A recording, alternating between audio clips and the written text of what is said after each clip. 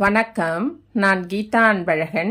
இன்னைக்கு என்ன பதிவு நம்ம பார்க்க போகிறோம் அப்படின்னா, இந்த ஆண்டின் கடைசி வளர்பிறை சதுர்த்தி பங்குனி மாதத்தில்.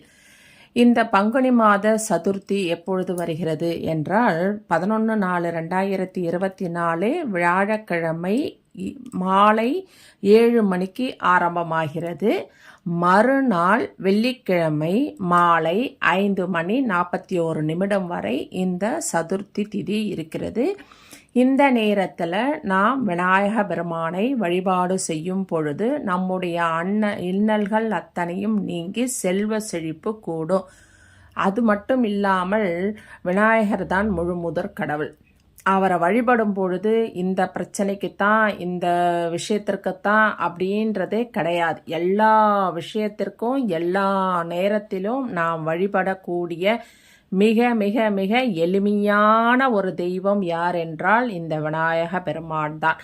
பிடித்து வைத்தால் பிள்ளையார் அப்படின்னு சொல்லுவாங்க. பிள்ளையாரை பற்றிலாம் சொல்லணும்னா நான் நிறைய பதிவுகள் போட்டிருக்கேன். இன்னும் நிறைய பதிவுகள் தேவைப்படும். இந்த பிள்ளையார் வழிபாடு அதுவும் பங்குனி மாதத்தில் வர்றது ரொம்ப விசேஷம். சுக்கரவாரத்தில் வருகிறது, மாலை குருவாரத்திலும் வருகிறது. ஆனால் நீங்கள் இந்த சுக்கரவாரத்தில் வளர்பிறை சதுர்த்தினா காலை நேரத்தில் வழிபாடு செய்யணும்.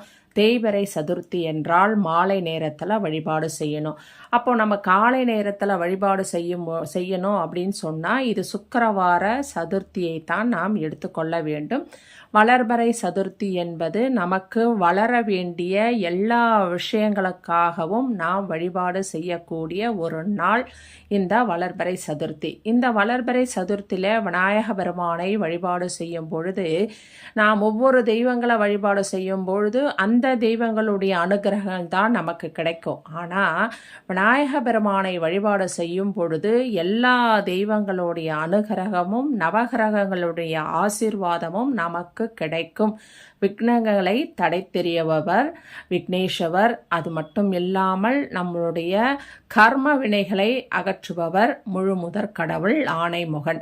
அதனால் இந்த விநாயகரை நம்ம மகாலட்சுமியாக நம்முடைய லக்ஷ்மி குறையை நீக்குவதற்காக, நம்மளுடைய வறுமையை நீக்குவதற்காக, துரதிர்ஷ்டத்தை போக்குவதற்காக, செல்வ செழிப்பை கூட்டுவதற்காக நாம் விநாயகரை மகாலட்சுமியின் அருள் கிடைக்க வேண்டும் என்று நாளைய தினம் நாம் வழிபாடு செய்யும் பொழுது இந்த முறையில், அதாவது இந்த தீபத்தை ஏற்றி நாம் அதை வழிபாடு செய்யும் பொழுது மகாலட்சுமி அருள் கண்டிப்பாக நமக்கு கிடைக்கும்.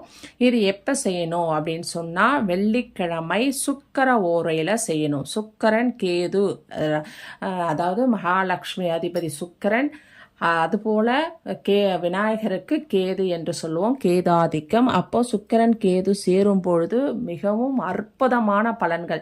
அதாவது பண வரவுக்கு எது எது தடையாக இருக்கோ, நான் போனேன் அக்ரிமெண்ட் சைன் பண்ணலான்னு, ஆனால் லாஸ்ட்டு மினிட்ல அது தவறி போச்சு. நான் இந்த அட்வான்ஸ் கொடுக்கலான்னு போனேன், லாஸ்ட் மினிட்ல அது நின்று போச்சு. நான் வியாபாரம் பண்ணலான்னு எடுத்தேன், ஆனால் கடைசி நேரத்தில் எனக்கு கை நழுவி போயிடுச்சு அப்படின்னு சொல்லிட்டு நான் ப்ரமோஷனுக்காக காத்திருந்தேன். ஆனால் கடைசி நேரத்தில் வேறொருத்தருக்கு வந்துடுச்சு. நான் எக்ஸாம் ஃபுல்லாக எழுதினேன், ஆனால் லாஸ்ட் மினிட்ல எனக்கு வர வேண்டிய வாய்ப்பு வரலை. அப்படி நம்மளுடைய நல்ல வாய்ப்புகள் தட்டி போகிறதல்லவா, நமக்கு வர வேண்டிய வருமானம் குறைகிறதல்லவா, அந்த தடையை நீக்கக்கூடியவர் நம்முடைய கணபதி. அதனால தான் விநாயகரை வழிபாடு செய்தால் எல்லா விஷயத்திற்கும் அவர் தடைகளை தகர்த்தெறிவார் என்பார்கள். அதுபோல இந்த சுக்கரவாரத்தில் சுக்கர ஓரையில் மகாலட்சுமியின் அருள் வேண்டி மகா கணபதியை நாம் வழிபாடு செய்யும் பொழுது அந்த மகாலட்சுமியின் அருள் நமக்கு கண்டிப்பாக கிடைக்கும். இதற்கு நம்ம என்ன செய்யணும் அப்படின்னு சொன்னால், நாளைய தினம் 16 அகல் விளக்கு புதுசாக வாங்கிக்கங்க.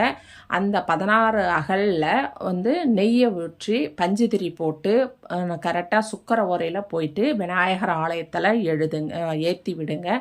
அந்த தீபத்தை ஏற்றிட்டு விநாயகருக்கு இனிப்பான ஒரு சர்க்கரையோ அல்லது கற்கண்டோ அல்லது சர்க்கரை பொங்கலோ பால் பாயாசமோ உங்களால் என்ன முடியுமோ இனிப்பான ஒரு பொருளை நெய்வேத்தியமாக வச்சுட்டு விநாயகரை நீங்கள் சுற்றி வள வர வேண்டும். 108 முறை வள வர வேண்டும்.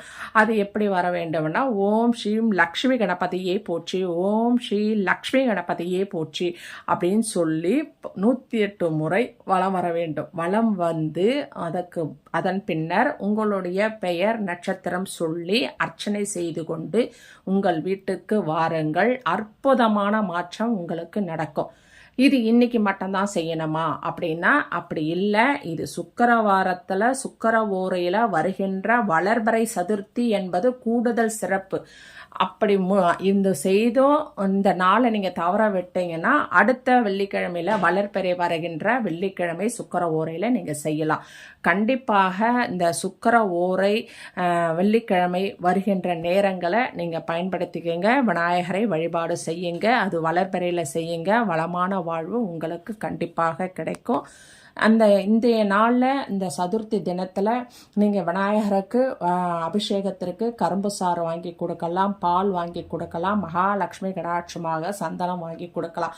அபிஷேகம் செஞ்சுட்டு உங்கள் வீட்லேயும் விநாயகர் படம் விநாயகர் சிலை இருந்தால் அபிஷேகம் செய்துவிட்டு அதற்கு வாசனையான மலர்களால் அலங்காரம் செய்து நீங்கள் இனிப்பான பொருட்களை நெய்வேத்தியமாக செய்து வைத்து விநாயகரை வழிபாடு செய்யும் பொழுது நம்முடைய இன்னல்கள் அனைத்தும் நீங்கி செல்வ செழிப்பு நமக்கு கிடைக்கும். மகாலட்சுமி கடாட்சம் கிடைக்கும். இது ஒரு அற்புதமான ஒரு சதுர்த்தி தினம். அதனால் இதை நீங்கள் தவற விடாதீங்க.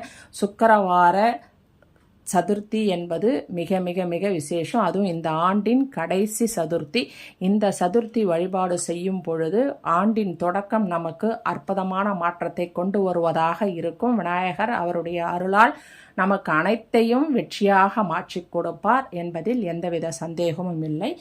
இந்த வீடியோவை நீங்கள் சப்ஸ்கிரைப் பண்ணுங்கள், ஷேர் பண்ணுங்கள், லைக் பண்ணுங்கள். தேங்க்யூ.